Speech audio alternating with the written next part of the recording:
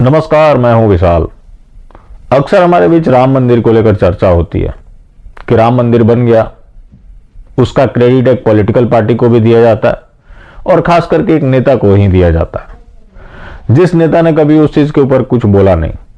चलो मान भी लिया कि उसी नेता ने बनवाया, लेकिन ये सब रहेगा कितने दिन, ये एक गंभीर सवाल है। क्योंकि सुरक्षा के मद्देनजर देखें तो देश की स्थिति दयनीय होती जा रही है और आज देश के हालात 1947 से भी बदतर हैं।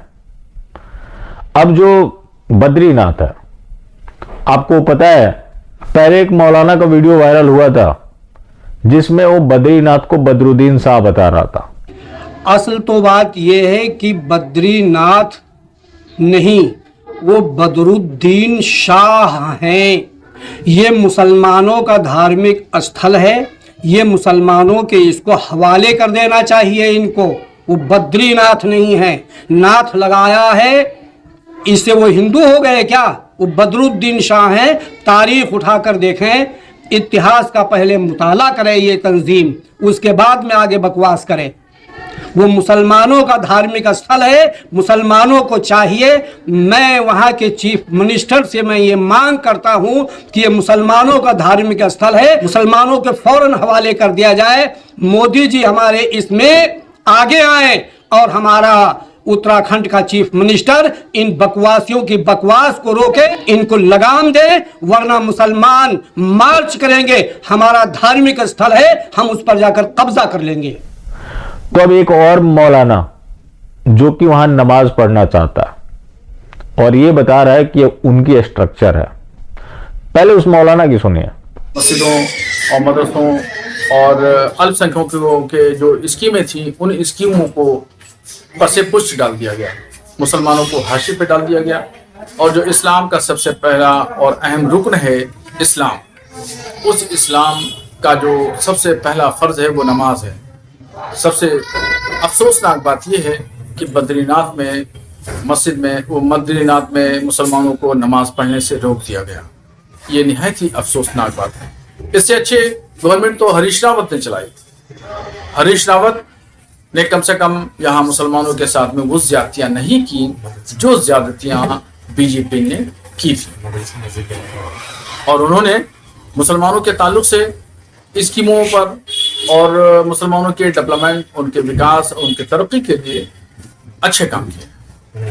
और हमें उम्मीद है कि आइंदा भी अगर हरीश रावत को मौका मिलता है तो वो मस्जिदों के लिए, मदरसों के लिए काम करेंगे। जी, अब जो मौलाना अपना मनसा जाहिर कर रहा है हरीश रावत को लेकर भी ये कर रहा है कि अगर हरीश रावत होते तो इतने बुरे हालात नहीं होते। तो ये बीजेपी के लिए भी फायदेमंद लोग हैं, क्योंकि बीजेपी दो तरह के ही बयान चलाती है। एक तो मौलानाओं के भड़काऊ बयान, या तो जो बीजेपी की तारीफ कर रहे हो। दोनों में ही फायदा है, जिसके बारे में मैं पहले चर्चा कर चुका हूं। अब जो ये मौलाना बोल रहा है, इसकी यही जहनियत है। और आज जो राम मंदिर को लेकर बात होती है, हालात अगले 20 साल में ऐसे हो जाएंगे कि मंदिर बचाना तो बहुत दूर की बात है, अपना घर बचाना भी मुश्किल होगा। लेकिन क्या है कि राम मंदिर बन गया, हर समस्या का समाधान हो गया। उस समय एक बाबर था, लेकिन आज हर गांव, मोहल्ले, चौराहे पे भी बाबर मिल जाएंगे। उनकी संख्या आज करोड़ों में है। तो उस समय जब टूट गया तो ऐसा नहीं है कि इनकी ज़हनियत बदली है, ये बस समय के इंतजार में है। लेकिन क्या है कि ये डरे हुए लोग हैं, इनका भरोसा जीतना है, जिसके तहत तमाम स्कीमें भी चलाई जाती है, लेकिन उसका फायदा उठाकर ये और मजबूत होते जा रहे हैं। अभी तो चलो धमकी दे रहे हैं क्योंकि संख्या उतनी नहीं है, और सबसे बड़ी बात है कि आज बागडोर इनके पास नहीं है, वरना काफिरों के कोई स्थल बचने वाले नहीं है। अब इसको पलटवार किया स्वामी आनंद स्वरूप जी ने, उनकी भी सुनिए। सुनिए आप इस मौलाना को, इस जिहादी को। इसको बद्रीनाथ में नमाज पढ़ना है, इसको केदारनाथ में नमाज पढ़ना है, इसको देवभूमि को अपवित्र करना है। हिमालय हमारा दिवालय है, तुमको इस हिमालय से बाहर जाना ही होगा और तुम्हारा प्रवेश इस पूरे हिमालय में वर्जित होगा। तुम हिमालय में जा नहीं पाओगे, इसलिए कि तुम जिहादी हो, तुम्हारी मानसिकता जिहादी है, तुम कब्जा करने वाले व्यक्ति हो और कब्जा करने की नियत से तुम बद्रीनाथ, केदारनाथ, गंगोत्री, यमुनोत्री को तुम कब्जा कर रहे हो। हरीश रावत नहीं, हरीश रावत के बाप भी कभी तुमको बद्रीनाथ में नमाज नहीं पढ़ने देंगे। नमाज अगर पढ़ने की सोची भी तो ठीक नहीं होगा मौलाना। मैं देशवासियों को जागरूक कर रहा हूं, बता रहा हूं कि देखिए किस प्रकार से अभी कर्नाटक में हिजाब का आंदोलन चल ही रहा था कि इस मौलाना ने जहर उगला है। ये हेट स्पीच नहीं है, इसको भी तथाकथित जितने भी लिबरल लोग हैं, सेकुलर लोग हैं, वो इसको शेयर कर रहे हैं, वो इसको बता रहे हैं। हम बता देना चाहते हैं, भारत हिंदुओं की भूमि है, भारत हिंदू राष्ट्र घोषित होने जा रहा है। तुम्हारे जैसे मौलानाओं का भारत में कोई स्थान नहीं है। यदि भारत में रहना है तो जय श्री राम कहना होगा। ओम नमो नारायण। अब स्वामी जी जो भी बोले, लेकिन सच्चाई एक चीज तो है कि हिंदू राष्ट्र नहीं बनने जा रहा, क्योंकि बात जब हिंदू राष्ट्र की आती है तो कितने लोग हैं जो चाहते हैं कि वो बने। कहने के लिए 100 करोड़ हिंदू है, जो कि डॉक्यूमेंटेड है। वैसे बहुत से ऐसे लोग हैं जिनका धर्म से कोई मतलब नहीं है, वो आरक्षण लेने के लिए धर्म में बने हुए हैं। अब ये उनसे कोई उम्मीद करे कि वो हिंदू राष्ट्र के लिए कदम उठाएंगे, उसके लिए आवाज उठाएंगे, तो ऐसा कुछ नहीं है। अब बात है महामंडलेश्वर यति नरसिंहानंद गिरी जी की।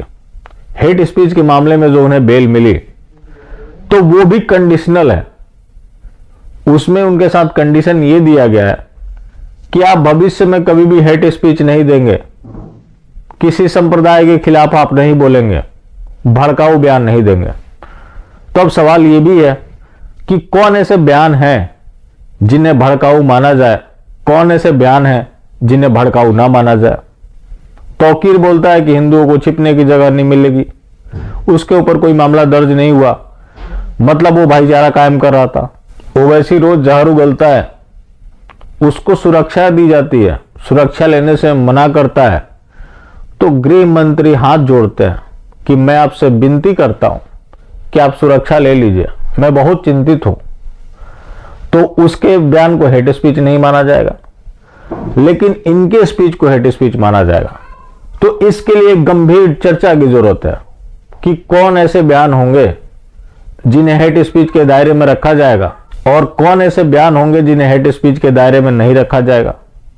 तो इसके लिए गंभीर चर्चा की जरूरत है, जिसपे चर्चा हो सके कि किस तरह के बयान हेट स्पीच के होंगे, किस तरह के नहीं होंगे। ये तो मॉब लिंचिंग जैसा हो गया है कि अगर कोई हिंदू मरता है तो उसे मॉब लिंचिंग नहीं माना जाएगा, कोई मुसलमान से जुड़ा हुआ मामला हो तो मॉब लिंचिंग है। तो इतना दोहरा मापदंड कैसे चलेगा, और वो भी कानूनन। कानून के बारे में तो यही दावा किया जाता है कि कानून सबके लिए एक समान है। जब कानून सबके लिए एक समान है तो फिर ये भेदभाव क्यों?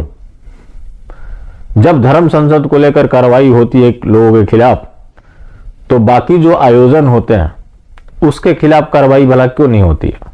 कार्रवाई तो खैर बहुत दूर की बात है, एफआईआर भी दर्ज नहीं होता। कुछ लोग एफआईआर दर्ज कराने की कोशिश भी करते हैं तो पुलिस मामला दर्ज नहीं करती है। तो आखिर ये कब तक चलता रहेगा? और इस तरह से रोक लगाना, ये तो अभिव्यक्ति की आजादी के ऊपर हमला है। अब इस तरह से उनके ऊपर रोक लगाने का मतलब यह है कि वो भविष्य में कुछ इसके बारे में बोले ही ना। अब लगातार जो धर्म संसद होने हैं, जो पहले से शेड्यूल्ड है, तो अब तो उन्हें भी सोचना पड़ेगा कि उन्हें क्या बोलना है ऐसा जो कोर्ट के नजर में हेट स्पीच ना हो। बाकी जिंदा रहे तो फिर मिलेंगे, और मिलते रहेंगे तो जिंदा रहेंगे, मिलना जुलना जारी रखना। लेकिन हाँ, मास्टर स्ट्रोक वादी बिल्कुल भी ना हो।